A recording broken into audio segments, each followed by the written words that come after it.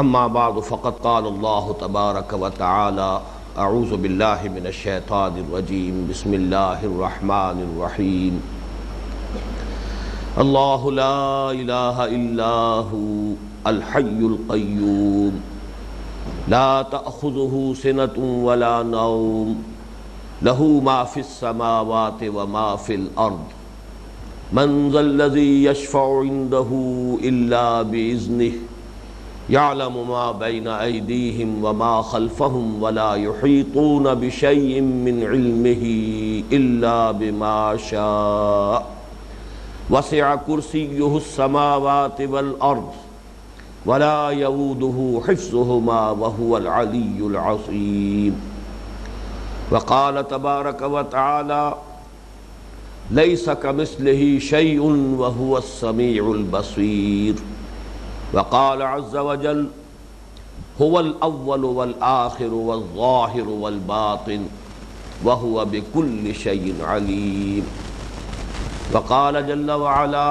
إن الحكم إلا لله أمر أن لا تعبدوا إلا إياه ذلك الدين القيم صدق الله العظيم رب اشرح لي صدري ويسر لي امري واحلل عقدة من لساني يفقهوا قولي اللهم ربنا الهمنا رشدنا واعذنا من شرور انفسنا اللهم ارنا الحق حقا وارزقنا اتباعه وارنا الباطل باطلا وارزقنا اجتنابه آمین یا رب العالمین۔ ان مجالس میں اقسام شرک کا بیان جس ترتیب سے ہو رہا ہے اس میں ہم شرک فی الذات کی بحث ختم کر چکے ہیں۔ گزشتہ نشست میں خیال یہ تھا کہ شرک کی دوسری قسم یعنی شرک فی الصفات کا بھی بیان شروع ہو جائے گا، لہذا اس نشست کے آغاز میں بھی میں نے انہی آیات کی تلاوت کی تھی جن کی آج تلاوت کی ہے، لیکن کل ہم وہاں تک نہیں پہنچ پائے۔ اب بغیر کسی تمہید کے، اس لیے کہ وقت کم ہے اور ارادہ یہی ہے کہ اب دو نشستوں میں اس بیان کی تکمیل کر لی جائے، لہذا پچھلی کسی بات کا اعادہ کیے بغیر اب ہم آگے بڑھ رہے ہیں۔ شرک فی الصفات یعنی اللہ تعالیٰ کی صفات میں مخلوقات میں سے کسی کو کسی پہلو سے، کسی اعتبار سے، کسی صفت میں مشابہ کر دینا، ہم پلہ قرار دے دینا، برابر کر دینا، یہ شرک فی الصفات ہے۔ جیسا کہ میں نے تمہیدی جو امور تھے ان کے ضمن میں عرض کیا تھا کہ شرک فی الصفات کا معاملہ ذرا باریک قسم کا ہے، دقیق علمی معاملہ ہے۔ یہی وجہ ہے کہ اس میں مغالطے کا امکان بہت کافی ہے۔ غیر شعوری طور پر بھی انسان اگر چند بنیادی حقائق کو مستحضر نہ رکھے، پیش نظر نہ رکھے، تو ہو سکتا ہے کہ بغیر کسی ارادے اور شعور کے اس کا قدم شرک فی الصفات کے دائرے میں داخل ہو جائے۔ اس کا سبب یہ ہے کہ ہماری یہ زبان کی تنگ دامانی ہے کہ اللہ تعالیٰ کی صفات کے لیے بھی ہم وہی الفاظ استعمال کرتے ہیں کہ جو مخلوقات کی صفات کے طور پر مستعمل ہیں۔ مثلا ہم بھی موجود ہیں، یہ کائنات بھی موجود ہے، اللہ بھی موجود ہے۔ اب گویا کہ صفت وجود مشترک ہے اللہ اور مخلوقات کے مابین۔ مخلوقات میں بھی علم ہے، انسان بھی صاحب علم ہے، انسانوں میں علامہ بھی ہوتے ہیں، اور علامہ جو ہے یہ انتہائی مبالغے کا صیغہ ہے۔ ایک تو فعال کے وزن پر علام، مزید اس میں اور مبالغہ پیدا کرنے کے لیے تا کا اضافہ علامہ، بہت بڑا عالم۔ اب اللہ کو بھی ہم علیم کہتے ہیں، عالم کہتے ہیں، علام کہتے ہیں، یہ تمام الفاظ مشترک ہیں۔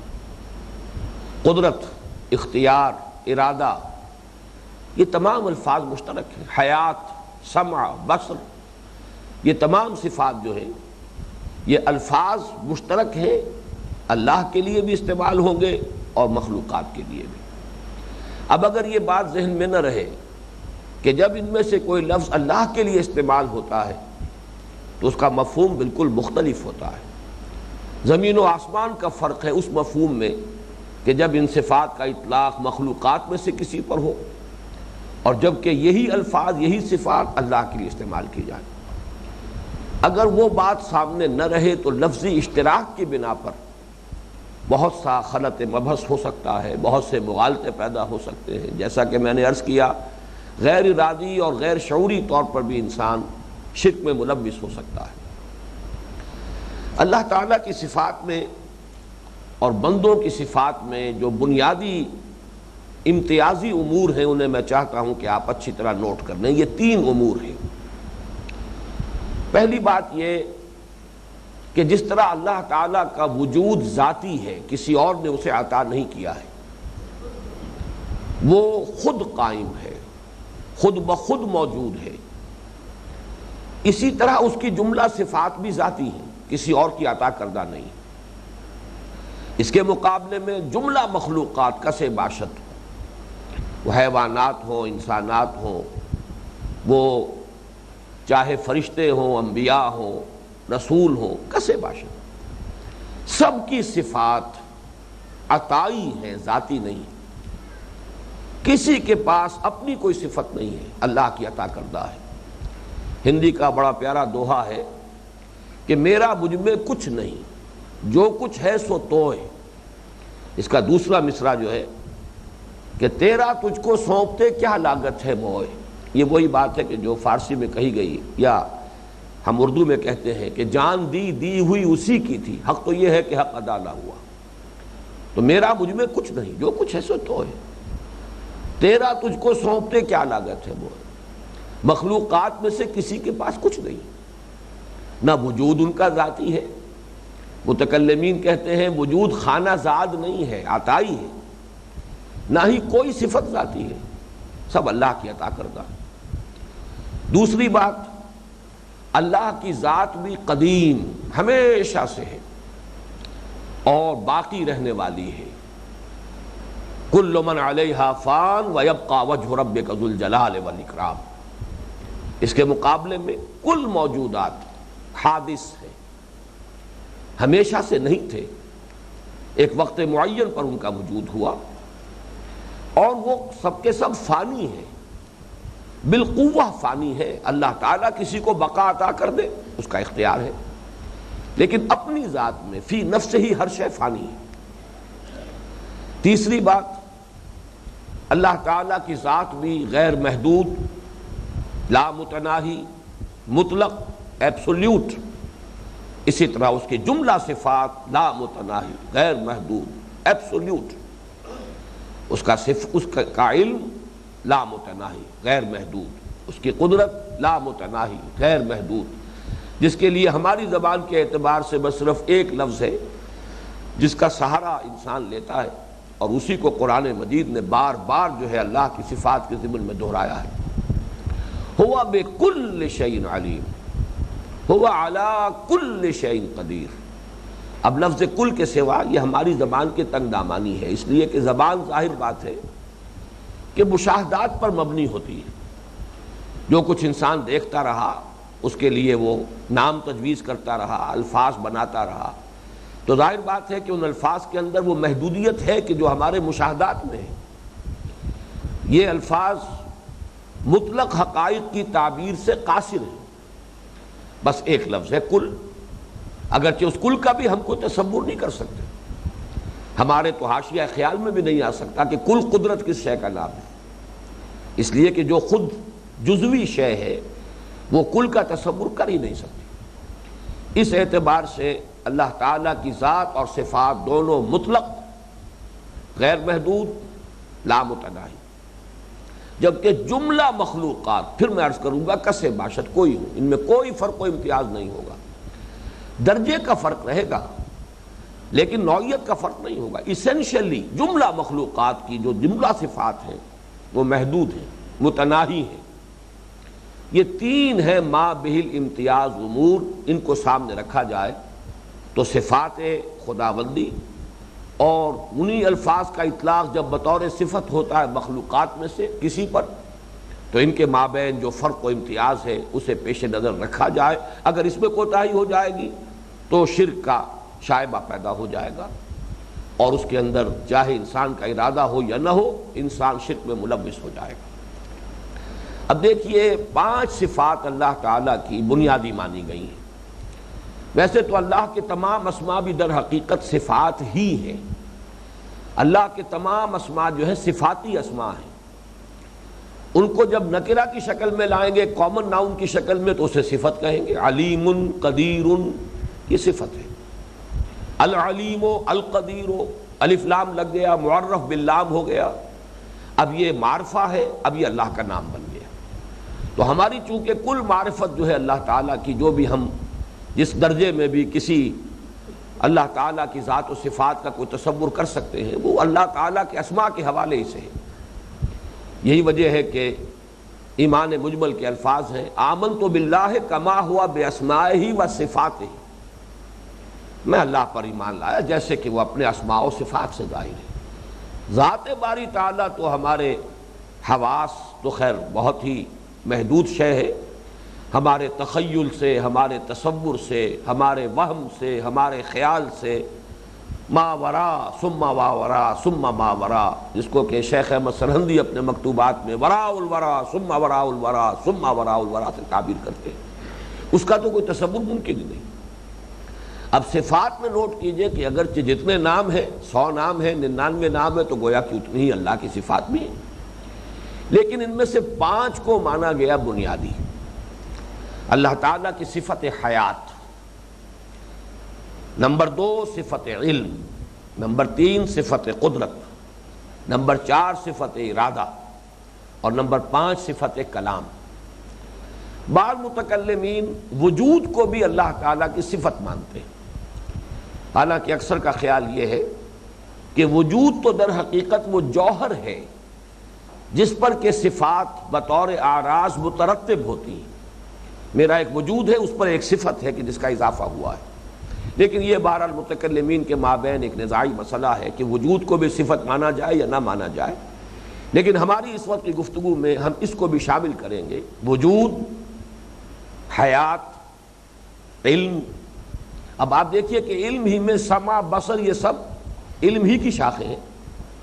دیکھنے سے علم حاصل ہوا، سننے سے علم حاصل ہوا، لطیف، خبیر، یہ تمام صفات جو ہے وہ صفت علم ہی کی در حقیقت تشریح و توضیح پر مشتمل ہیں۔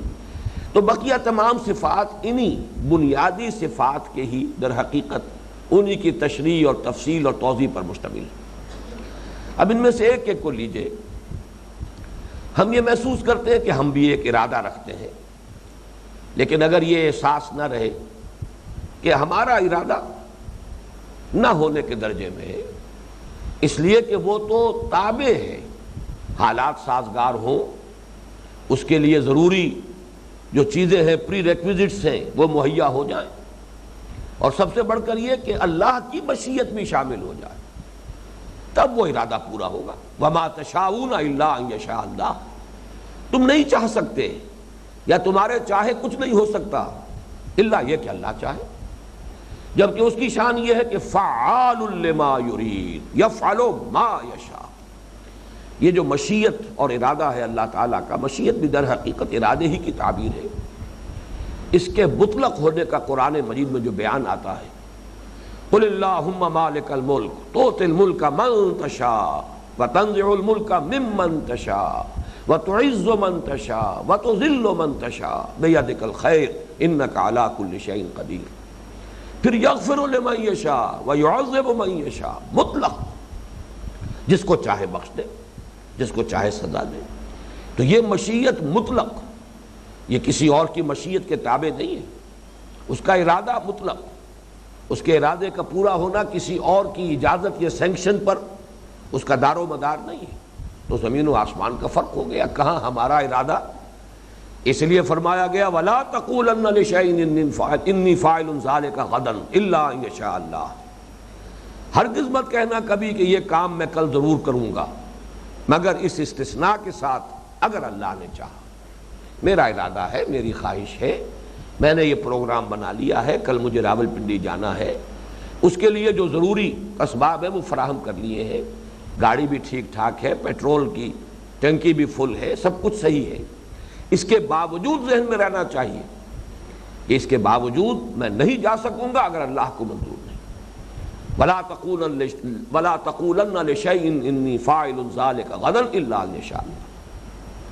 اسی طریقے سے علم اور قدرت ان دونوں کو جمع کر لیجئے، اس لیے کہ یہ دو صفات وہ ہیں اللہ کی کہ جو میرے خیال میں سب سے زیادہ کثرت کے ساتھ، تکرار اور اعادے کے ساتھ قرآن مجید میں آئی، اور وہ بھی اسی لفظ کل کے ساتھ، ہوا بکل شیء علیم، ہوا علی کل شیء قدیر۔ جہاں بھی صفات باری تعالیٰ کا ذکر ہوگا یہ دو صفات ضرور آئیں گی۔ اب ان کے ضمن میں بھی ذرا نوٹ کیجئے، ہمارے پاس بھی کچھ علم ہے، بہت علم تھا جو اللہ نے اپنے نبیوں کو دیا، بہت علم تھا جو اللہ نے محمد الرسول اللہ کو دیا صلی اللہ علیہ وسلم، پھر علم ہے جو اللہ نے فرشتوں کو دیا ہے، لیکن یہ کہ کل علم محدود ہے، متناہی ہے، عطائی ہے، ذاتی نہیں ہے، حادث ہے، قدیم نہیں۔ کل قدرت جس کے پاس بھی، جو طاقت ہے، جو اختیار ہے، عطائی ہے، اس کا ذاتی نہیں، محدود ہے، لامحدود نہیں، حادث ہے، قدیم نہیں۔ یہ تینوں صفات، تینوں جو شرائط ہیں، اگر ان کو بار بار اب تکرار کرنے میں وقت لگے گا، جیسا کہ میں نے عرض کیا تھا کہ اصل بات تو یہ کہ اصول معین ہو جائیں، الجبرا کے فارمولے آپ کے گرفت میں آ جائیں، اس کے بعد آپ حل کرتے جائیے، اپلائی کیجئے اور مسئلہ حل کر لیجئے۔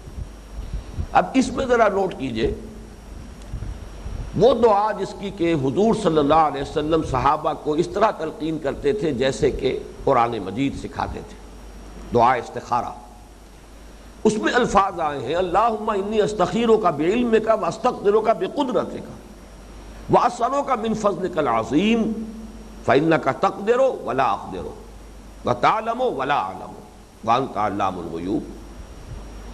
اے اللہ میں تیری قدرت ہی سے قدرت کا طلبگار ہوں اور تیرے علم ہی سے خیر کا خواستگار ہوں، اس لیے کہ تجھے کل قدرت حاصل ہے، مجھے کوئی قدرت حاصل نہیں، تجھے کل علم حاصل ہے، مجھے کوئی علم حاصل نہیں۔ اب یہ ذرا الفاظ پر غور کیجئے، نفی کس سے کی ہو رہی ہے؟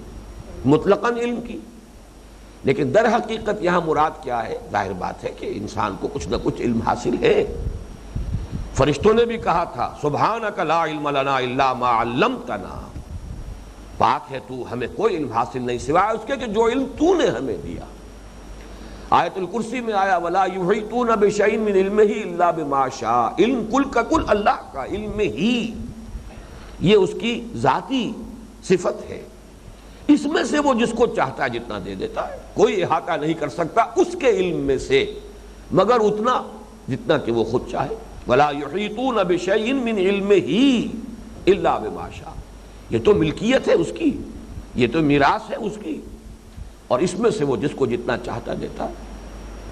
حضرت یعقوب کے بارے میں سورہ یوسف میں آیا ہے وَإِنَّهُ لَذُو عِلْمٍ لِمَا عَلَّمْنَاهُ، وہ بہت صاحب علم تھا ہمارا وہ بندہ یعقوب علی نبینا علیہ الصلوۃ والسلام، لیکن علم اتنا ہی تھا اسے جو کہ ہم نے اسے دیا۔ لما علمناہ، کوئی صاحب علم نہیں ہے کہ جو کلیم کر سکے کہ اس کو کوئی علم جو ہے خود بذات ہی حاصل ہے۔ اب اگر تقابل کریں گے تو گویا کہ یہ علم اللہ کے علم کے مقابلے میں معدوم کے درجے میں، وہ کیا علم ہوا جو صرف کسی کے دیے جانے پر ہی اس کا دار و مدار ہو، جب چاہے وہ سلب بھی کر لے۔ سورہ بنی اسرائیل کی وہ آیت جو ہے ذہن میں لائیے وَلَوْ شِئْنَا لَنَذْهَبَنَّ بِالَّذِي أَوْحَيْنَا إِلَيْكَ، اے نبی اگر ہم چاہیں تو جو بھی ہم نے وحی آپ کی طرف کی اسے آپ سے سلب کر لیں، لے جائیں۔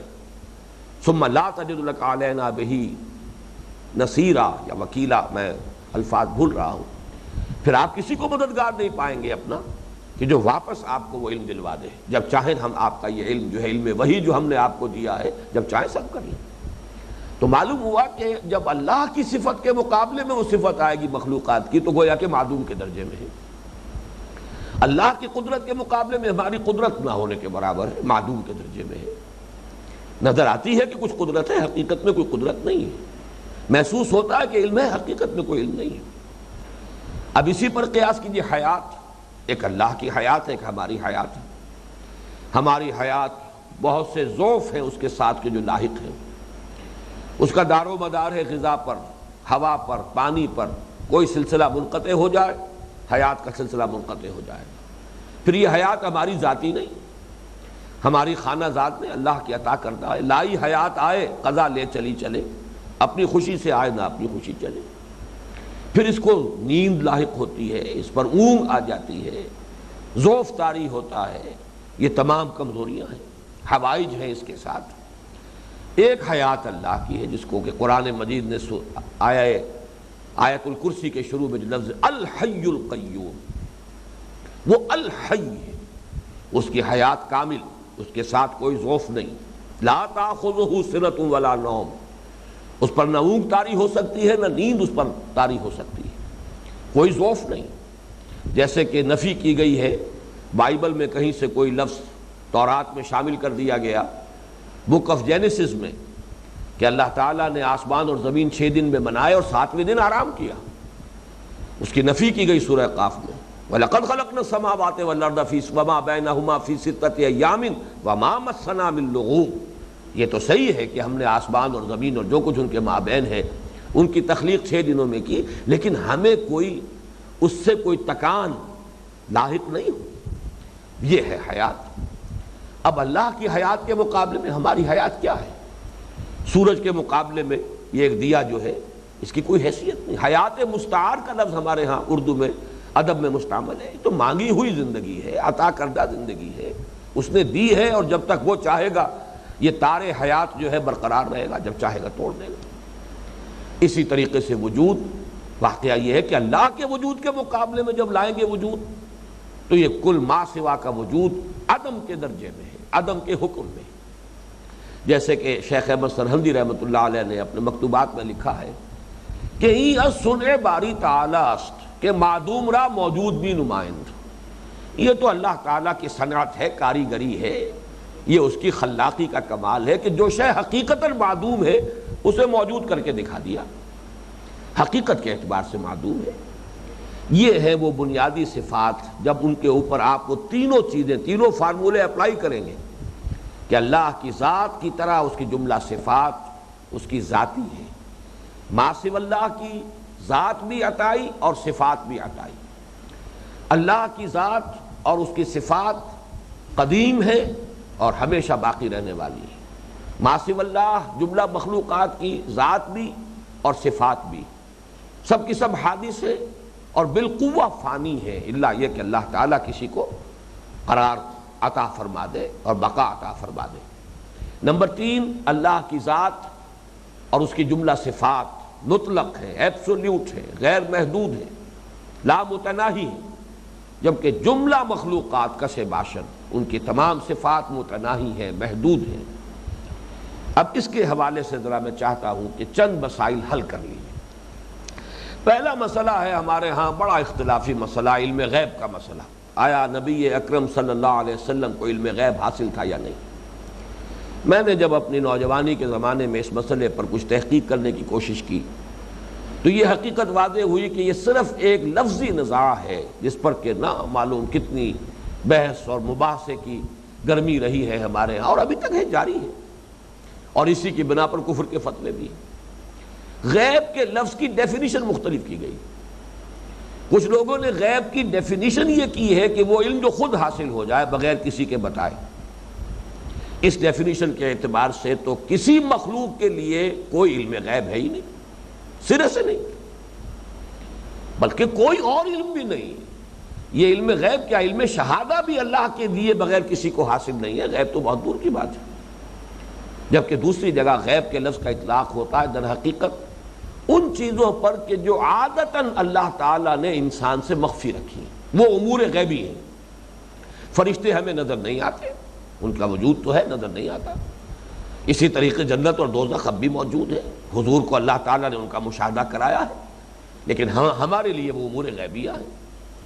اس اعتبار سے اللہ تعالیٰ اپنے رسولوں میں سے ان امور غیبی میں سے جتنوں کی اطلاع دینا چاہے اس کا اختیار ہے، اور وہ دیتا ہے، تبھی تو نبی بنتا ہے. لا یظہر علی غیبہ الا من ارتضی من رسول، وہ اپنے غیب پر مطلع نہیں کرتا مگر جس کو بھی چاہے اپنے رسولوں میں سے. اس لیے کہ بنیادی فرق ہمارے علم میں اور انبیاء کے علم میں یہی تو ہے ورنہ ہمارے اور ان کے درمیان فرق کیا ہوگا؟ انہیں ان امور غیبیہ کا علم دیا گیا، البتہ وہ محدود ہے، لا محدود نہیں ہے، کل نہیں ہے۔ جہاں لفظ کل آ جائے گا وہاں شرک آ جائے گا، جہاں ذاتی آ جائے گا وہاں شرک آ جائے گا، جہاں قدامت کا تصور آ جائے گا شرک آ جائے گا۔ لیکن اگر یہ تینوں چیزیں موجود ہیں، جتنا علم ہے اللہ کا عطا کردہ ہے، باقی یہ کہ اب ہم نہ اپنے بیٹھے کہ کتنا ہے، تو یہ در حقیقت ہم اپنے حدود سے تجاوز کرتے ہیں، کیونکہ ہمارے علم سے اس علم کی نوعیت جدا ہے، تو اس کو ناپنے کا کیا سوال؟ اس کے بارے میں کسی شے کا تعین جو ہے وہ ہمارے لیے ممکن نہیں۔ البتہ اس اصول کو مانیے کہ جو بھی علم ہے حضور کو اللہ نے دیا ہے، وہ کتنا بھی ہو بہرحال محدود ہے، جتنا بھی ہے اللہ کا عطا کردہ ہے، ذاتی نہیں، اور حادث ہے، جیسے کہ حضور کا وجود حادث، ایسے ہی آپ کا کی صفت علم بھی حادث۔ اب اس چیز کو سامنے رکھے تو کوئی اختلاف کی بات ہی نہیں۔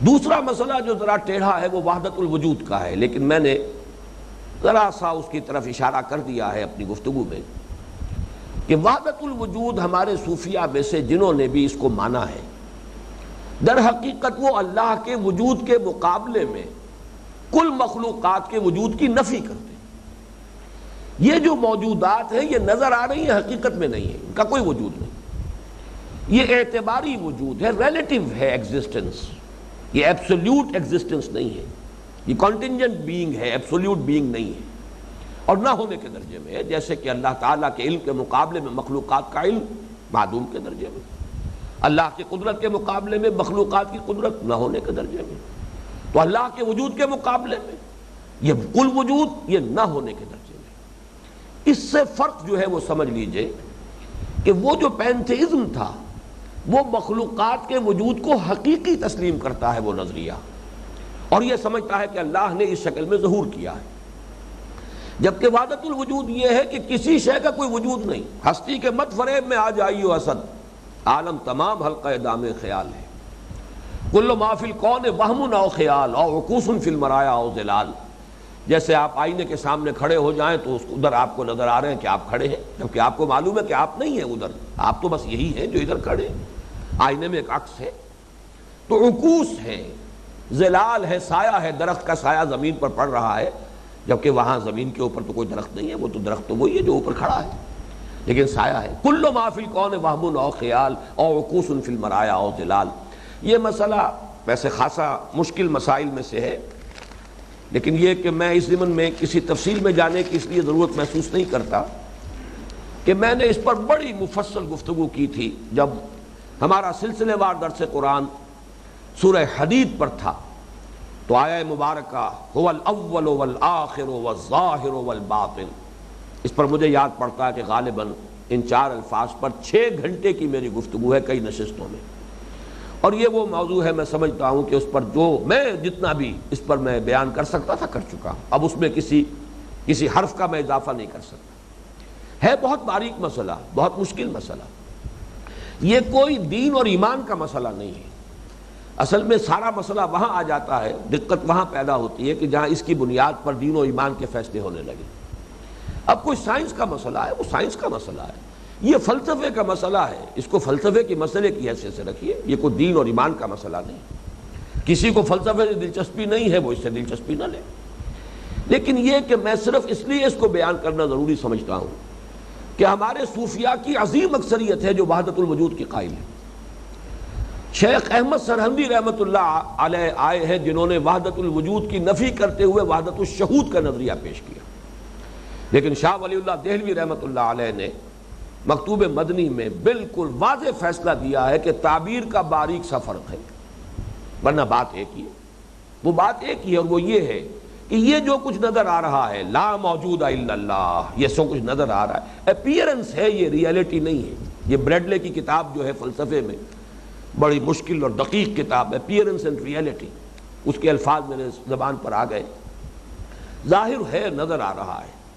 شیخ احمد سرہندی نے مثال دی بڑی پیاری کہ جیسے اگر آپ ایک لکڑی لے کر اور اس کے ایک سرے پر کپڑا باندھ دیجئے اور اس میں مٹی کا تیل ڈالیے اور پھر اس کو آگ دکھائیے، یہ ایک شعلہ جوالا وجود میں آ گیا ہے، اس لکڑی کو تیزی سے دائرے میں حرکت دیجئے، دائرہ نظر آئے گا دیکھنے والوں، آتشی دائرہ نظر آئے گا، جبکہ آپ کو معلوم ہے دائرے کا کوئی وجود نہیں ہے، نظر آ رہا ہے، ہر چند کہے کہ ہے نہیں ہے، حالانکہ آپ کو معلوم ہے کہ ہے صرف ایک شعلہ جم والا، وہ ایک ہی شعلہ ہے، نظر آ رہا ہے آسیں دائرہ۔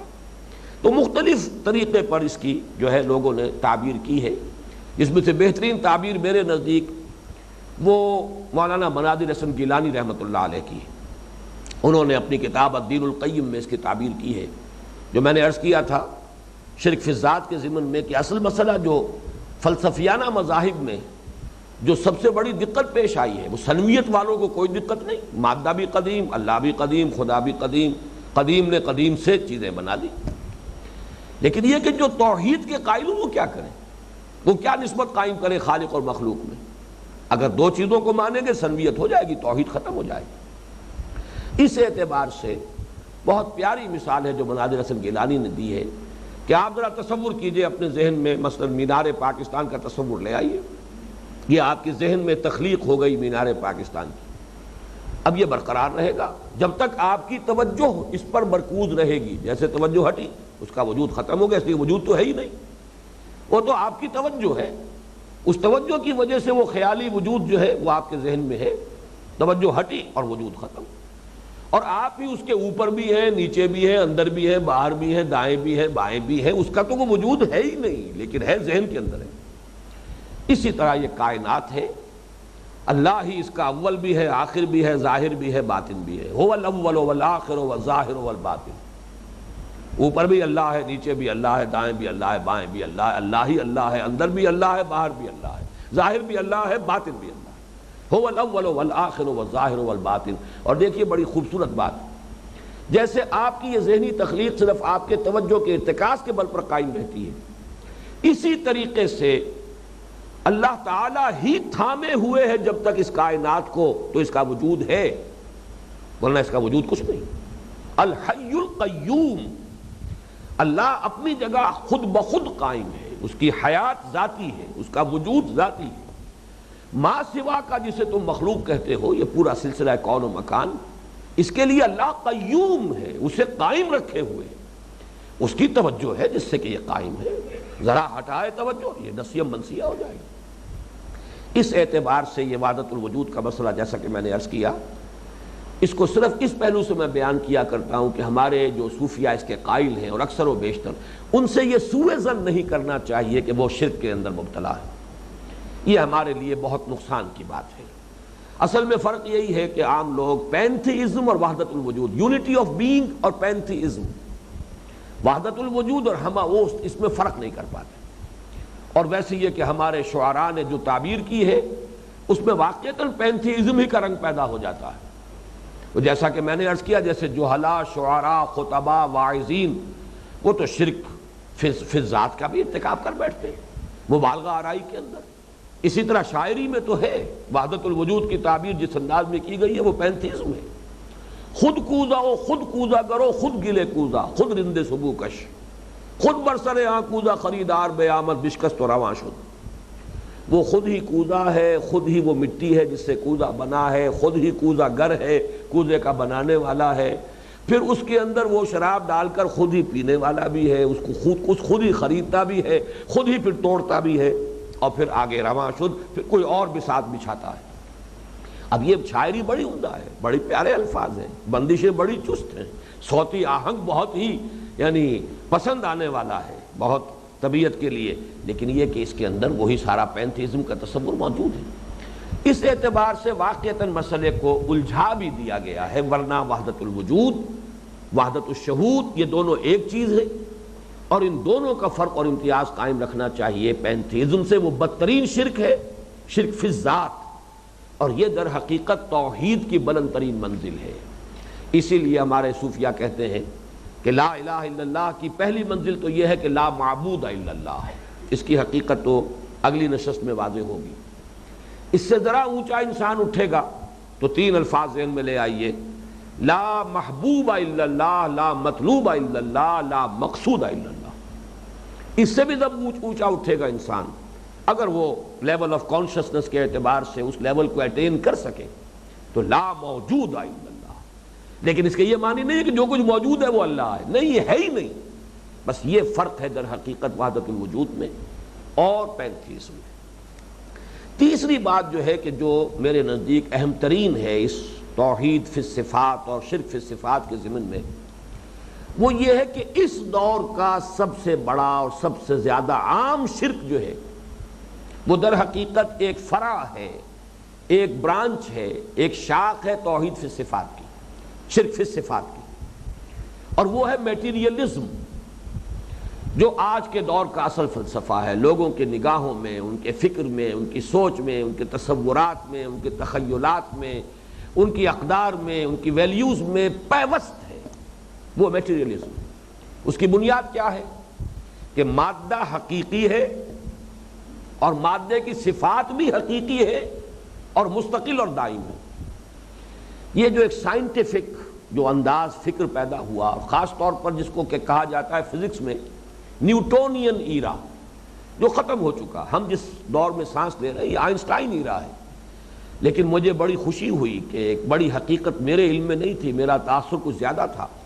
اسی جگہ پر جو اس سال چارلس گائے ایٹن صاحب کے جو لیکچرز ہوئے ہیں، انہوں نے بڑی پیاری بات کہی۔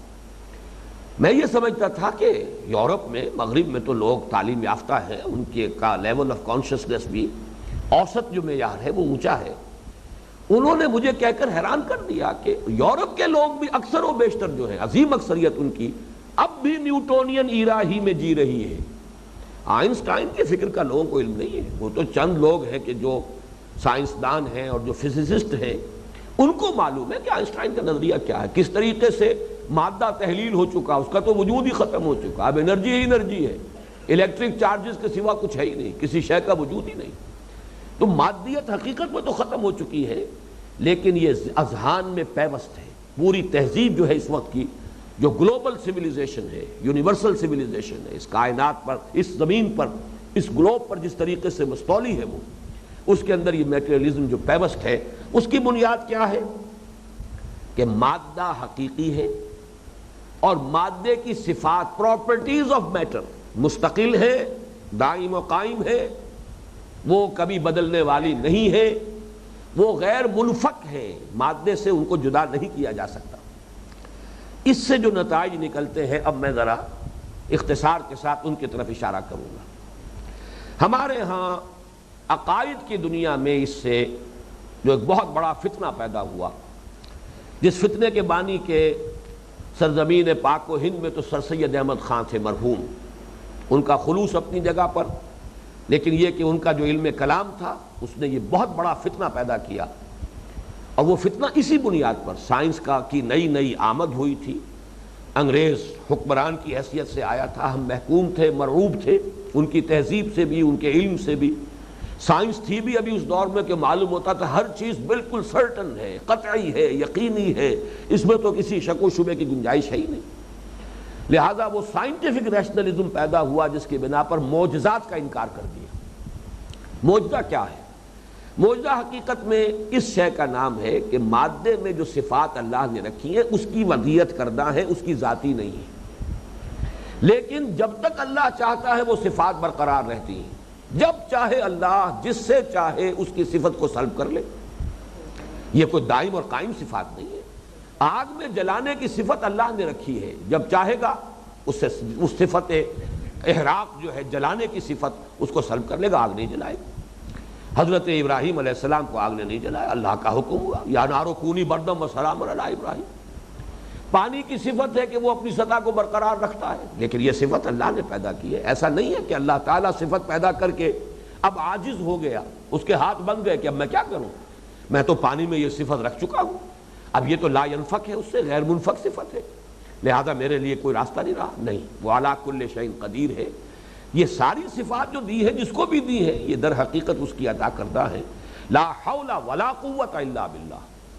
اور جیسے کہ شیخ عبد القادر جیلانی کی وصایا جو ہیں، جو اپنے بیٹے کو انہوں نے وصیت کی، اس میں یہ الفاظ بھی ہیں کہ لا فاعل فی الحقیقت ولا مؤثر الا اللہ۔ حقیقت میں کوئی شے فاعل ہے ہی نہیں، فاعل حقیقی تو صرف اللہ ہے۔ نظر آتا ہے ہم کہ ہم یہ کام کر رہے ہیں، ہم کہاں کر رہے ہیں؟ جیسے کہ ہمارے متکلمین نے کہا ہے کہ ہم اپنے اعمال کے خالق نہیں ہیں، کاسب ہیں۔ ارادہ ہم ضرور کرتے ہیں، لیکن وہ عمل ہوتا ہے قدرت خداوندی سے۔ لہذا اعمال کا خالق اللہ ہے، کاسب ہم ہیں اپنی اپنی نیت کے اعتبار سے ہم نے بھلائی یا برائی کما لی ہے۔ تو اس اعتبار سے کوئی مؤثر حقیقی نہیں، کوئی فاعل حقیقی نہیں سوائے اللہ، لا فاعل فی الحقیقت ولا مؤثر الا اللہ۔ تو یہ ہے اصل وہ بات کہ جو ہمیں ماننی ہے۔ اللہ تعالیٰ نے چاہا اور پرندوں کی چونچوں اور ان کے پنجوں کے اندر جو چھوٹی چھوٹی کنکریاں تھیں ان کے ذریعے سے ہاتھیوں کو ہلاک کر دیا، پورے لشکر کو ہلاک کر دیا، جب چاہے کرے۔ یہ ہے در حقیقت وہ معجزہ، خرق عادت اللہ تعالیٰ کے اختیار سے جب چاہے یہ جو نظام ہے، جو یہ قوانین طبعیہ ہیں، فزیکل اور کیمیکل چینجز کے جو لاز ہیں، اللہ تعالیٰ جب چاہے جس کو چاہے ساخت کر دے، اور اس میں قدرت خداوندی کا ظہور ہو جائے گا، قدرت خصوصی کا ظہور ہوگا۔ اللہ کی مشیت خصوصی جو ہے وہ اسباب عادی جو ہیں، عام جو قوانین ہیں، ان کا پردہ چاک کر کے اللہ تعالیٰ کی مشیت خصوصی، قدرت خصوصی ظاہر ہو جائے گی۔ اب چونکہ وہ دور آیا کہ نہیں صاحب پراپرٹیز آف دی میٹر تو وہ تو مستقل ہے، علیحدہ ہونے والی نہیں ہے، حقیقی ہے، دائم و قائم ہے، لہذا اب کیا کریں، مصیبت پر پڑ گئی۔ لہذا کسی نہ کسی طریقے سے آخر کوئی اس کی جو ہے کوئی توجیہ تو کرنی تھی، لہذا ان تمام چیزوں کی خالص طبیعی فزیکل توجیحات کی گئی۔ یہ مد و جزر کا معاملہ تھا، جب سمندر جو ہے وہ جزر پر تھا، حضرت موسیٰ اپنی قوم کو لے کر نکل گئے، جب فرعون آیا ہے وہ مد کی بات تھی اس لیے وہ ڈوب گیا۔ مختلف تعبیرات، مختلف چیزیں، اسی طرح اور دوسرے حضرات نے بھی، مولانا فراہی نے بھی سورۃ الفیل کی تعبیر جو کی وہ در حقیقت اسی کی تعبیر ہے، یہی اسی کی ایک مثال ہے۔ اور میں اس لیے عرض کر رہا ہوں کہ یہ معاملہ صرف سر سید احمد خان کا نہیں ہے، یقیناً وہ امام کا درجہ رکھتے ہیں اس کے اندر، اصل بانی، اصل مؤسس وہی ہے۔ بہت صاحب علم انسان تھے، بڑے پختہ علماء سے انہوں نے علم حاصل کیا تھا، شاہ عبد العزیز کے شاگردوں میں سے رحمہ اللہ۔ اس اعتبار سے وہ کوئی آج کے دور کے منکرین سنت یا منکرین حدیث پر ان کو قیاس نہ کیجیے، لیکن بہرحال ایک نقطہ نظر کے اندر کجی پیدا ہوتی ہے تو پھر انسان خشت اول چونے حد معمار کج تاثریا میر اول دیوار کج۔ لیکن یہ معاملہ صرف سر سید کا نہیں ہے، یہ معاملہ جو ہے مولانا فرائی کا بھی ہے، درجے کا فرق رہ گیا، مولانا ثناء اللہ امرتسری صاحب کا بھی ہے، اہل حدیث کٹر۔ لیکن یہ کہ وہ بھی حضرت ابراہیم کا جو واقعہ ہے کہ رب ارنی کیف تحیی الموتیٰ، جو سورہ بقرہ میں آیا ہے، آیت الکرسی ہی کے اگلے اس کے بعد والے رکوع میں، اس کی توجیہ انہوں نے خالص طبعی انداز میں کی کہ بس وہ ہلا لیا تھا، ان کو جانوروں کو ان کو کوئی قتل نہیں کیا، انہیں ذبح نہیں کیا، ان کے ٹکڑے نہیں کیے، بس ہلا کر جو ہے ایک ایک جانور کو ایک ایک پہاڑی پر چھوڑ آئے، پھر پکارا تو آ گئے۔ اب یہ کون سا خاص مشاہدہ تھا جو حضرت ابراہیم کو کرایا گیا؟ یہ تو ہر بٹیر باز جو ہے وہ اس کو جانتا ہے کہ وہ اپنے بٹیر کو سداتا ہے، پھر سیٹی بجاتا ہے، بٹیر آ جاتا ہے۔ یہ در حقیقت وہی ہے جو توجیحات کرنی پڑی ہے لوگوں کو صرف اس وجہ سے کہ وہ جو چھاپ میٹیریلزم کی آئی اور اس کا جو رعب اور اس کا جو غلبہ ہوا ہے، اس نے در حقیقت ان تمام معاملات کے اندر ایک ایسی ذہنیت پیدا کر دی کہ جو خرق عادت ہے، جو معجزات ہیں، ان کی بھی کوئی ایسی تعویل کی جائے، سائنٹیفک اس کی ایکسپلینیشن ہو کہ جو ان قوانین طبیعہ کے اندر اندر اس کی توجیہ کر دیں اور ہمیں اس سے باہر نکلنا نہ پڑے۔ تو پہلا مسئلہ تو یہ ہے، اصل مسئلہ ابھی جو ہے اس بحث کا مادہ پرستی، جو اس دور کا سب سے عام شرک ہے، سب سے وسیع شرک ہے، شاید ہم میں سے کوئی بھی اس شرک سے بچا ہوا نہ ہو، اس کو اچھی طرح سمجھ لیجئے، اس درجے عام شرک ہے۔ اور یہی ہے اصل بات کہ اس دور کے شرک کو پہچانیے۔ وہ دور جو پچھلا تھا اس کے جو شرک تھے، آج قبروں کو پوجنے والے کم رہ گئے، عوام الناس ہیں جو ہلا ہیں، لیکن یہ کہ مادے کے پجاری تو ہم سب ہیں۔ اس اعتبار سے ابھی اس بحث کا یہ حصہ جو ہے باقی رہ گیا ہے، لیکن اسے میں اگلی نشست کے لیے ملتوی کر رہا ہوں۔